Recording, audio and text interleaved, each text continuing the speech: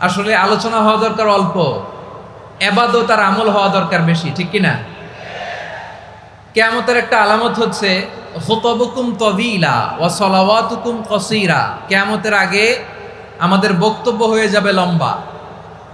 Your speech will be longer and your salah will be very shorter.